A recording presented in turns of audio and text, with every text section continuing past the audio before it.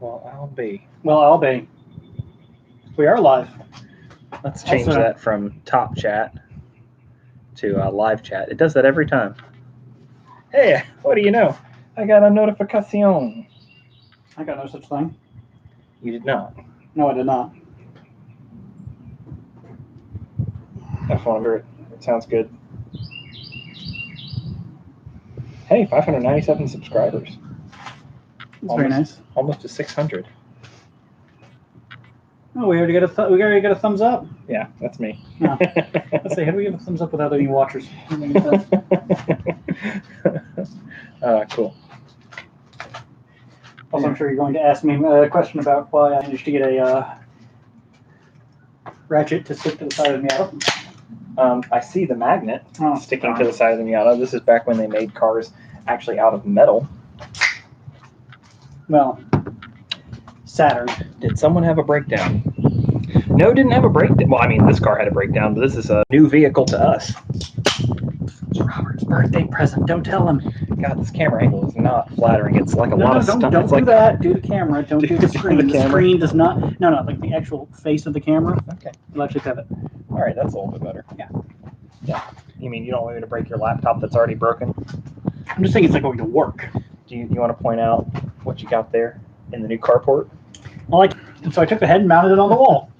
What did you kill? A 1995/96 Eagle Talon turbo-wheel drive. Okay, let's actually get it so we can kind of see what's going on here. Adjust it from the rear. Wait, what are you doing? I like how I had it set up right. Sort of. And then you had to go fiddling. There. Better. Shows off my tub. That's all right. Your dad bod. All right. And no excuse for my stomach. I do not have a dad bod. I was gonna say we could try and bring it in a little bit closer too if you wanted to get a better view of the engine. Well, if you just want to, let's pivot it a little bit. Pardon me, screen. Never mind the cantering of the angle because this is about to get a little wonky, but it's not a canted angle. Well, it will be. Also known as a Dutch angle in the film world. Also known as Battlefield Earth, please stop. All right, so in this case, what we're testing today, you know what you're doing. I don't know what we're doing. I'm just going to be informing him on how to do it. I don't know how to do it. Yeah, I've never tested compression. This is a 1991 Mazda Miata MX-6 NA6, which is I don't know if NA6 is actually the official or unofficial name. It's the NA body style. Sure. With a 1. Remember the microphone's over there. Yeah, with a 1.6 liter engine. The Miatas came with a 1.6 or 1.8 in this body style. Let's rotate a little more so people can just see. If you'll move out of the way, Chris. It is a soft top. This is indeed a convertible. Well, although all Miatas are. They're all convertibles. But not everybody knows what a Miata is. I'm sure there's countries that the Miata wasn't sold in. They were sold in Europe under a different name. Yeah. Something, blah, blah, blah, communism, blah. But anyways, Chris picked this up for a steal. I mean, really. Oh, yeah, absolutely. With the idea being that if we can fix it, we'll fix it up and it'll be in great shape. Yeah. And if we can't, not a lot. It's just time. I pretty much got it for the price of the metal. Yeah, basically. I mean, we can scrap it and I'll give you the money if we scrap it. Because Chris bought this for me as a birthday present. Mm-hmm. Because he knows that as much as I love project cars, with a child and a house and job, like would never buy it for myself. That we tried multiple times. Last place says, "What the heck is that on the wall?" Well, let's explain it. Okay, so in depth. Okay, so the thing on the wall belongs to technically that engine was a 96. A 96 Eagle Talon turbo-level drive. It is which you've owned 2 of. The first one was so bad, rusted apart, and had so many electrical problems that I got a second one. And I got it. Yeah, story time. Yeah. Oh, wow. Really? You're not supposed to put your whole weight on it. That's a lot of weight. Not the bitch that you put it in the middle. Some of the other eyelet. That's a lot of damage. It could have been. Due to some poor planning on my part, it was a complete mistake on my part when we had the timing belt removed or the timing belt placed on the unit. I decided not to go ahead and replace the oil for the throwout belt as well, which was my mistake, and ended up with this, which is a nice little. This is called a valve, and as some of you who do know what you're looking at probably are cringing right now and been like, wow, that was a stupid mistake. You're an idiot. And that's the correct assessment. I was an absolute idiot. However, we replaced the engine with a 6-bolt engine that actually went into the car and was supposed to produce 650 horsepower. It produced about 80 because I don't know how to do timing on a 4G63. Yeah. And apparently it's a common thing to mess up. But we should also say that where we are broadcasting from today is Chris's new house. Yeah. We're in the carport of his new house. But that is a valve cover that belongs to that engine. It's a 4G63 cover. It says 16 valve DOHC 2000 for 2 liters. Technically, it's not actually 2000. It's 1997. But okay, so splitting hairs. Let's go ahead and get started. Let's get into the meat of this. Okay, so the symptoms. Oh, hang on. They have a little catch trays. Progress desperation for better angle. It's about to launch the laptop straight off. I was waiting. I was going to see, is he going to catch that? No, he's not going to catch that. You're going to try to be a little bit. Thank you. Okay. Okay, so symptoms of the vehicle are. Maybe you can get the front of the laptop. That's actually kind of funny. That is burning oil. It's burning oil and making a rattling sound from the top end. Would you like to start it so they can hear? Yeah, sure. Yeah, I'll go ahead and give her a start. All right. Let's listen to this kitten purr.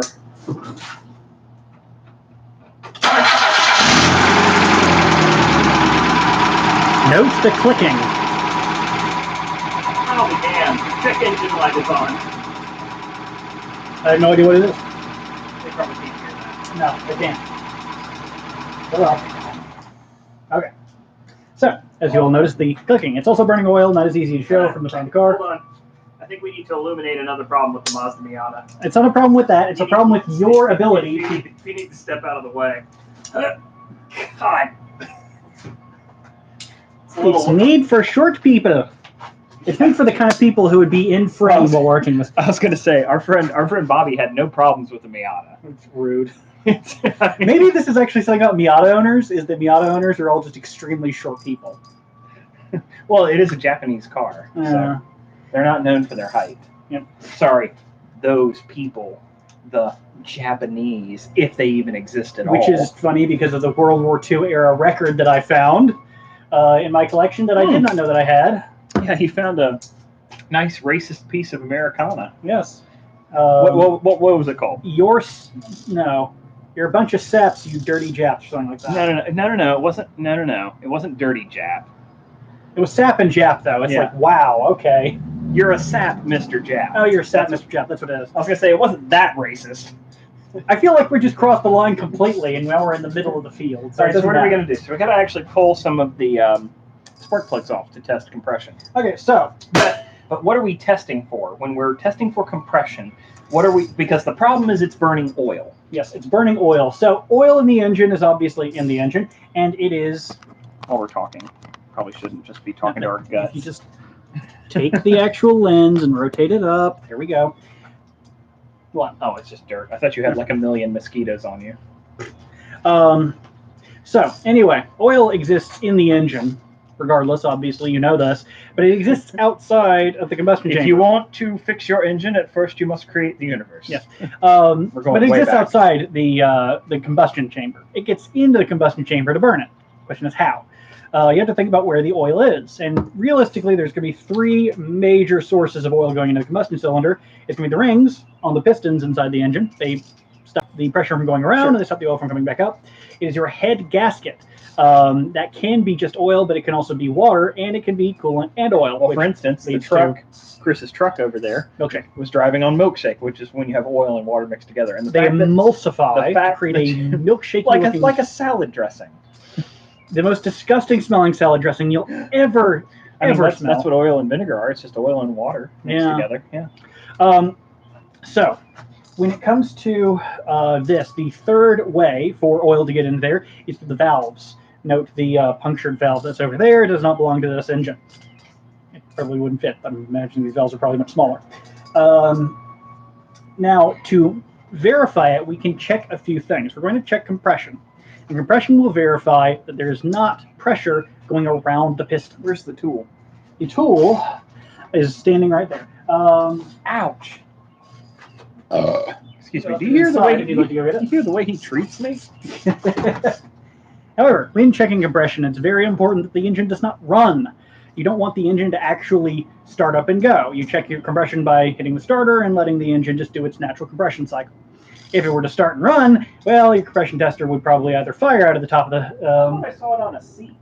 I had been on a seat. It was on the seat earlier this morning. No, I mean like a seat in a car. Are you sure you brought it inside? Yeah, I just opened it. In fact, it's probably sitting right there on top of the suitcase. Oh. Okay. Now, that's okay. I was looking at it more than he was. So. It was upside down. Yeah. Innova? This is Innova? They make disc golf discs. Oh, cool. I mean, if that's the same company. Yeah. Automotive made easy. Go figure. Okay. Oh. Before he ruins the entire set. So rude. So freaking rude. My showmanship. Calm down. I get no respect. No respect at all. Okay, so first thing to do when doing this to make sure the engine does not run is to take out all the spark plug wires. Hold on. You know, we can actually like take this and Yeah. Hey, there we go. Come on. Give me a lot to hold here. And the camera. Oh, it's brass. Those stupid non-ferrous metals. Dang, this thing is on there good. It's welded into it. I mean, technically it would be vulcanized. How are those smelling, by the way? Oh, I mean, it's not going to smell like anything. Those are just the spark plug wires. These are not the spark plugs. Yeah, but if you've had a problem, those Can. they certainly can. Can, but Cam? that would be if it's leaking around down the spark plug, which shouldn't cause oil leaks. That thing is suctioned on there good. Vulcanized rubber. Also, Don't mind the lead paint flaking off the engine there. that's not lead paint. That's the problem. It shouldn't be lead paint. It's No, I know. bad paint. It's not the right paint. It's also hard to get paint to stick to aluminum oxide, Sure. which You gonna give us a lesson on aluminum oxide? non-aluminum. Yeah. Or aluminum, not aluminum. And you can also test things like aluminum. Not aluminum. Don't you mean aluminium? There we Hey, go. there we go. I don't speak that dirty taco language. That's a good question. I don't know if Mexico's on the metric or standard system. Metric. I think Canada does the metric in some and then imperial in others. Okay, so that's all off. Next thing to do, I should have made Robert do this, in fact. Well, I've pulled those off of I've pulled spark plugs before. I'm not completely incompetent. No, but it's good exercise. I get a nice water puddle that's formed in my carport. You'll also want to remove your fuel injection plugs. Not that I am too well versed on how Mazda does their plug design, so if I break one of these, it'll be unfortunate.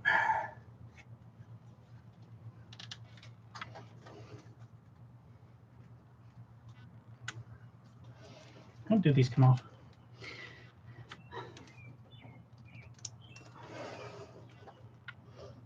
There it goes. Top pin. Okay. Hold on, let me. Flathead screwdriver's on the kitchen counter.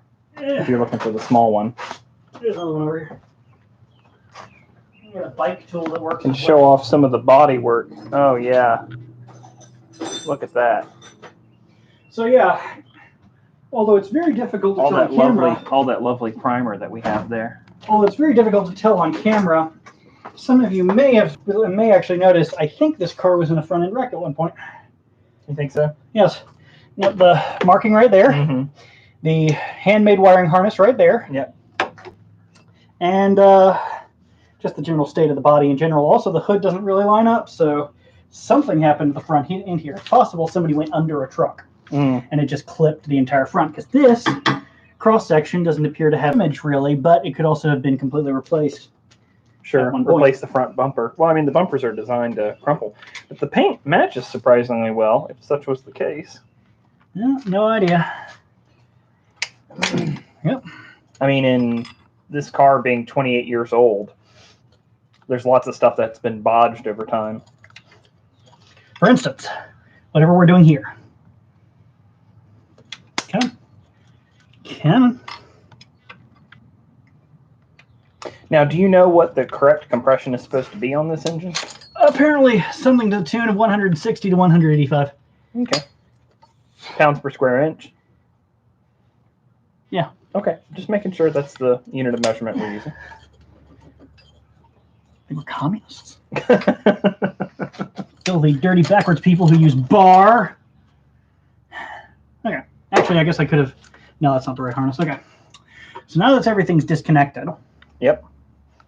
Oh, this is non-ferrous either. It almost looks brass. It probably is. All right, let me go around here. Now, I already actually did check to make sure we have the right socket, because otherwise that would be like 25, possibly 25 minutes of me trying to find something. So... All right, so we're actually taking the spark plugs out right now. Mm-hmm. And the spark plugs do exactly what they sound like. Spark plugs create a spark that allows the gas to ignite. And also plug up the top of the engine so the stuff can come out. Now, Chris, when you put spark plugs in, do you actually use the spark plug grease? You should, because something tells me getting these things out is going to be a pain in the ass when we get up there. Come on. There you go. All right, let's take a close-up on that. Spark plug grease is actually just never seized. Now you notice that this is solid black and kind of oily. Yeah, it's got a lot of oil on it. I wonder which cylinder is burning. It's a mystery. So let's at least we know that part. So which cylinder do we want to call it? Cylinder 1, since it's on the front? Yeah, that's cylinder 1. And that's also cylinder 1. It's official. Okay. So cylinder 1 here is what we found, oil on the tip of the spark plug. Mm-hmm. Now I just need to find a... Now between you and me, okay, for a moment, let's bring back the camera. So based on what the engine smells like, and I'll do it this way so we have a little bit more natural light. Come on in the shot, Chris. So based on what I've smelled from the back of the engine, it smells like, to me, more than just oil is going on right now. It doesn't just smell like... Yeah. Well, if it's not burning oil, it's not burning gas. Because there's going to be gas mixed in there that's not burning correctly. Sure. Well, we'll find out. But it doesn't smell like, octane. It also doesn't smell like burning coolant. Sure. No, it doesn't smell like coolant. I'm sure I can get it's just hot. It just smells very hot. It's hard to describe. But it's definitely a smell that you're like, that's not what a healthy engine is supposed to smell like. Yeah, a healthy engine shouldn't smell like much.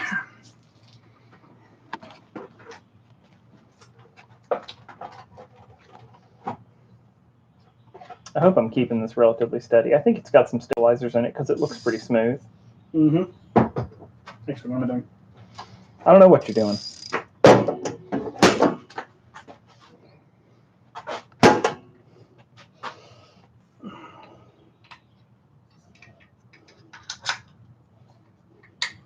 Yep. Now, thread those down into here.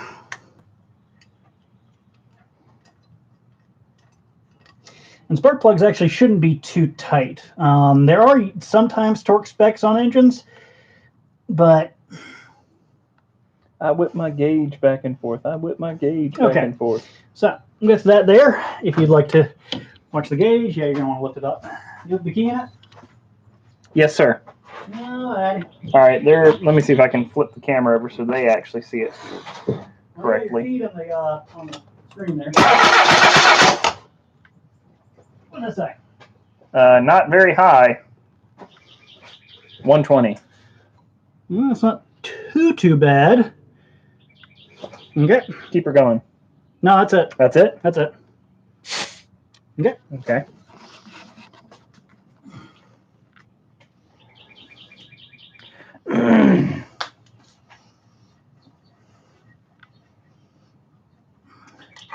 Funny story. I always threatened Robert that I never wanted him to get an automatic because I knew he'd get one if given the opportunity, and I didn't want to be seen with him in an automatic. And lo and behold, the car that I got him is an automatic. And Miatas are almost all exclusively manuals. In fact, I've never heard of an automatic Miata. Be very careful because there might be a reason for that. Where's wood? Yeah. I gotta knock on something. Well, do you think it's a modification? It doesn't look like a modification. No. They came with it. That's not the reason. Reason being, what would be possible if the transmission was bad or went bad? I don't know much about the automatics here.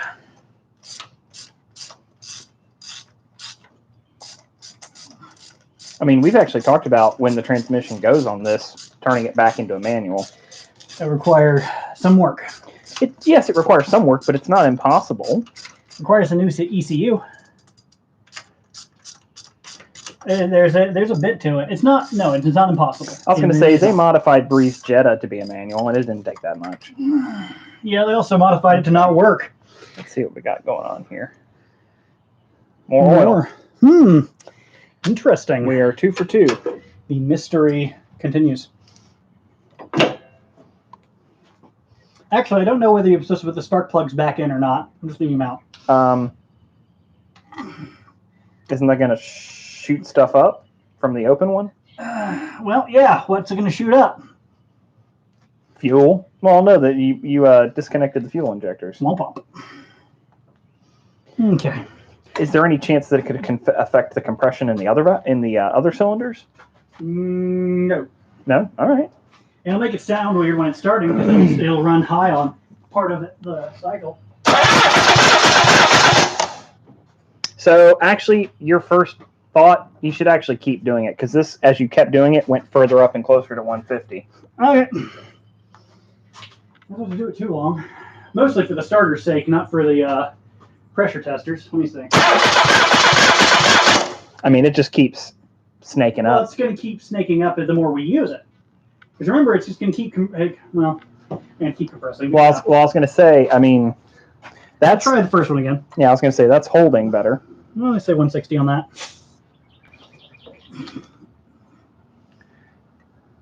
I would say it's not an exact science. Wrong way. No. But it is. It actually is quite an exact science. It's not actually that exact. You have a lot of clearances. As long as fuel goes boom and each cylinder is kind of similar to each other. I think there's 20 pounds of variance that can exist between the cylinders.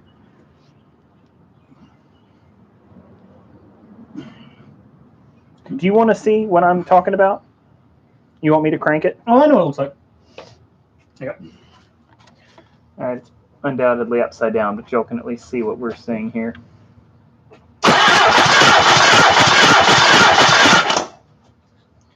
Yeah, that was poor. That was worse this time.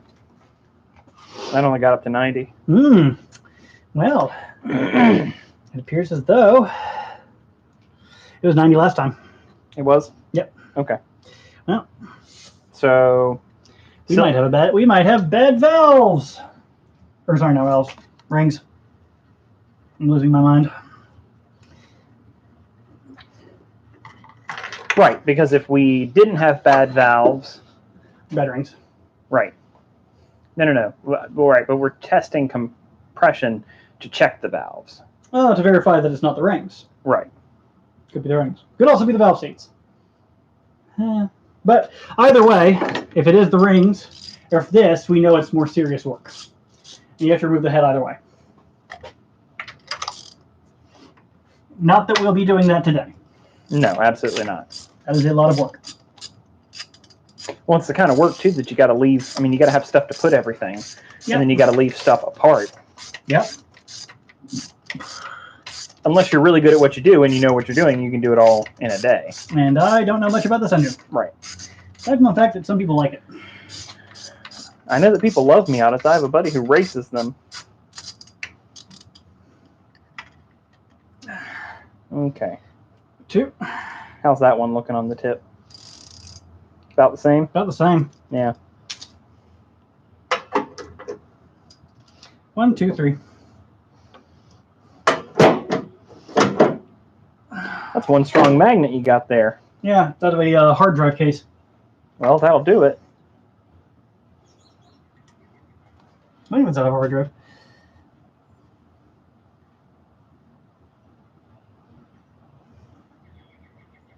Okay.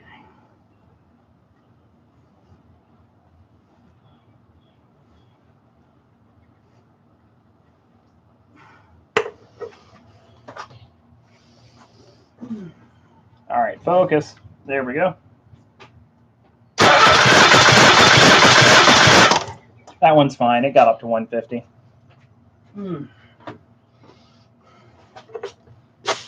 Okay. So far, the only one that's had a problem is one. The first cylinder, yes. Yeah. Cylinder number 1, first cylinder, whatever you want to call it. But yes, number 1. That's the fun thing on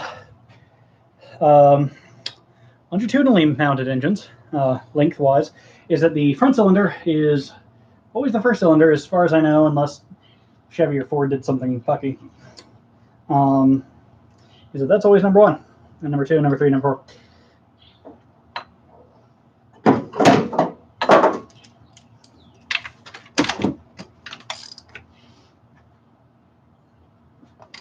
And this is why you put never sees on your spark plugs. Plus,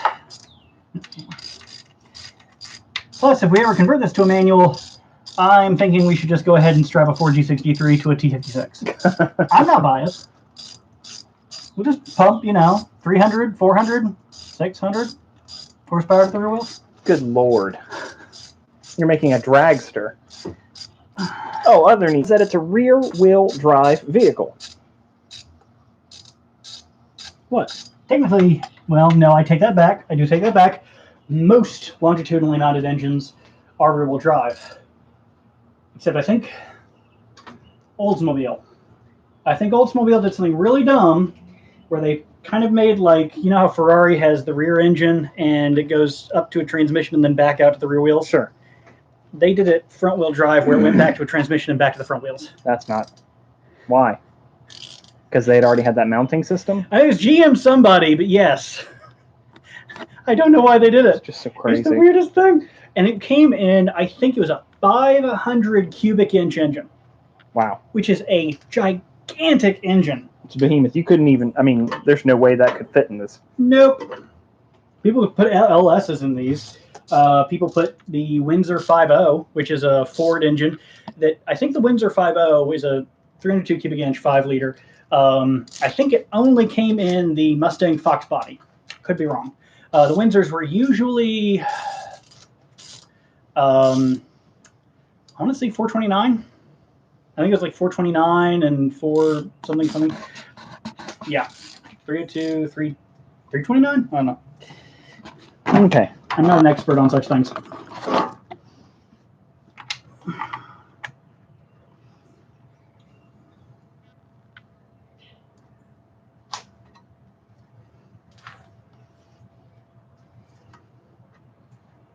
You have any message? No either. Make sure. Can't imagine the car video being that. Well, I can't wait for somebody to call me out on my shit and be like, actually, Christopher, you do not know what you're saying because you are a dumb shitlord. What they say? They'd be like, no, the NA 1.8 is the best engine that's ever been made.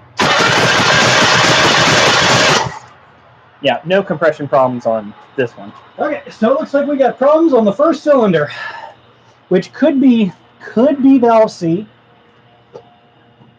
or rings, or head gasket. How do we identify? Well, you take this plate off, which is that plate that's actually sitting up there on the wall. You take off the probably 8 or 10 bolts that are holding the head down, and we take the head off. Yep. And then we can see if it's the head gasket. And we can also work with the valves to see if it's the valves. And if it's neither of those, then it's the rings. It's the rings. Which is a giant pain in the ass. Well, it's rebuilding the engine. Yeah. However, it also means we get to rebuild the engine. get to rebuild the engine. Yeah. What you want to? You don't? Are you saying you don't want to build this engine with like 10.5 compression, and just like then put a turbo on there, boost the shit out of it, and then blow the rear end to Kingdom Come? No, I really don't. I just want like a nice little weekend driver. Okay. Well, so we're going to have to put this thing back together for today. That's all that we can test for the time being until we take the head off. But at least the compression is fine on 3 out of the 4 cylinders. Yep. So that's what we can surmise from today. And like you said, until we get the head off and actually be able to investigate the head gasket. Now, what are we going to be looking for when we look at the head gasket? Like, how are we going to be able to tell if there's a problem? Well, the head gasket will have a tear or a tunnel, a visible break in around where the where it forms around the cylinder. There's termites in this engine. That would be funny. There are wood. They do actually make cork gaskets. They do not use them for head gaskets for the fact that they're cork and cork burns. Yeah. And those cylinders can get up to like 4,000 degrees. What is a head gasket made out of? Fiberglass or cardboard? I mean, it looks like paper. It does look like paper. It is actually a fibrous compound. I'm trying to remember what it is. I think it's mostly carbon. But it depends actually on your application. Because the head on a Miata and most engines of this time period are aluminum where the block is iron, the two metals actually expand and contract at different rates. Temperatures, different temperatures. Well, different rates or different sizes and everything like that. So you have to create a head gasket which allows them to actually flex between the two so they don't break the head gasket material, but still maintain a very, very high... You mean you don't want an entire engine block made of aluminum? They make those now. I mean, they're okay. They just don't hold the same amount of pressure. Right. We'll have to tell everybody the science behind aluminum oxide sometime, too. Yeah. Neat stuff. Because a lot of people think that aluminum doesn't rust. And it does oxidize, but it's not... Like, rust is an iron compound. It does not ablate.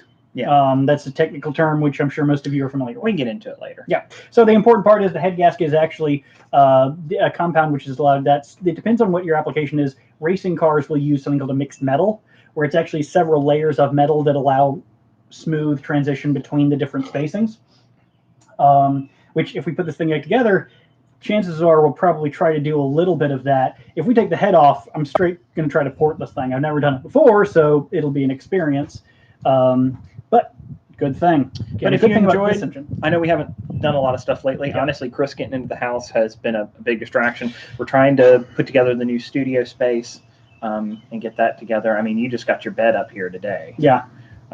So if you like this, you want to see more of it, more Bodgin. It's funny, before this, we were actually doing some stereo repair to a record player that I have. A Sears Roebuck. Yeah, no, seriously. Back when that was the thing to have. I'm sure it was very nice when it was Amazon before Amazon, kids. That's basically. But I realized we could have recorded that as well because we were doing some soldering and fiddling with the needle and stuff. So if you enjoy that kind of stuff, or you just enjoy opportunities to hang out with us like this, pay attention to the future. I was going to say, I know we keep saying more content is to come, but it really will. Yeah, once we actually have kind of an area to work with, because right now, moving house has been a big strain on my time. Well, and it's your first house. Yeah. So. And everything else. I didn't give myself a real time opportunity to get everything done at once because I have a lengthy period to actually do it, but that also means that it's taking up a longer period of my time because I do have to keep doing other things like work. Cool. Gotta get that paycheck. Yeah. Well, anyways, thanks. And this is a good place to wrap it up because we're going to put this sucker back together. Yes. And one last thing for you, just before we go. When putting spark plugs back into the engine, make super, super special certain, you should probably use anti-seize, which we don't have. We're not going to be running it for long enough for it to matter. No. Make super, super special certain you do not cross the threads because iron's a little more forgiving because usually it screws up the spark plugs before it screws up the head. But on an aluminum head, if you cross the threads when you're putting that back in and you tighten it down, ruin it forever. Well, it goes in once. Yeah. Once. Yeah. And it doesn't go back in ever again. Yeah. All right. Well, we'll see y'all next time. Yep.